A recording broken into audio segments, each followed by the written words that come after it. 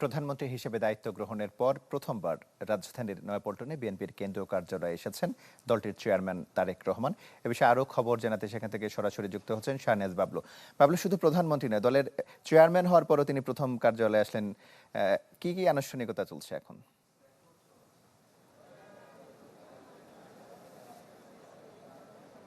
তোমার আনুষ্ঠানিকতা চলছে। তারেক রহমান প্রধানমন্ত্রী এবং দলের চেয়ারম্যান হিসেবে এসেছেন এখানে, যদিও 3 মাস আগে বলা যায় গত বছরের 29 ডিসেম্বর এখানে এসেছিলেন, তখন তিনি দলের ভারপ্রাপ্ত চেয়ারম্যান ছিলেন। এখন এই নির্বাচনে ভূমিধস বিজয়ের পর নেতাকর্মীদের আগ্রহের আকাঙ্ক্ষা থেকে বলা যায় তিনি এখানে এসেছেন।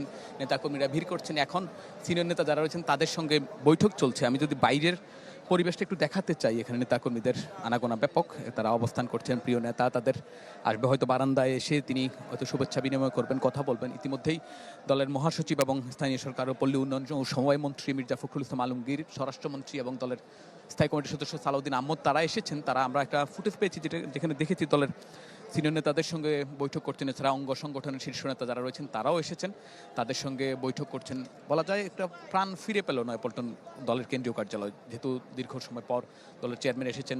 সচরাচর যেটা নির্বাচনের পরে সরকারের যে কার্যক্রম ছিল সেটি কার্যক্রম এর মধ্যেই সরকার প্রধানকে ব্যস্ত থাকতে হয়েছে সেই, এবং সরকারের পক্ষ থেকে যেই বিগত সময় নির্বাচনের আগে কর্মসূচিতে যেসব কমিটমেন্টের কথা বলা হয়েছিল সেগুলো সরকার পূরণে সচেষ্ট থাকবে বলে সরকার পক্ষ থেকে বারবার বলা হয়েছিল। যদিও গতকালকে দলের যে স্বাধীনতা দিবসের যে কর্মসূচি ছিল সেখানেই তিনি তারেক রহমান শেষ সময় এসে বলেছিলেন নেতাকর্মীদের উদ্দেশ্যে তিনি আসলে নয়াপল্টনে আসবেন।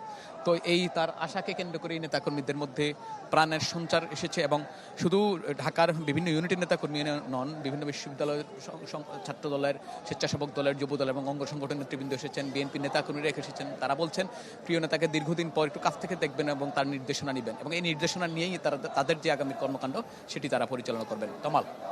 বাবলু, আপনাকে ধন্যবাদ। নয়াপল্টনে বিএনপির কেন্দ্রীয় কার্যালয়ের সামনে থেকে আমাদের সঙ্গে যুক্ত হয়েছিলেন শাহনেজ বাবলু। নগদ নিয়ে এলো হার না মানা হার অফার। সর্বনিম্ন 10,000 টাকা রেমিটেন্স নগদে পাঠালে থাকছে স্বর্ণের হার জেতার সুযোগ।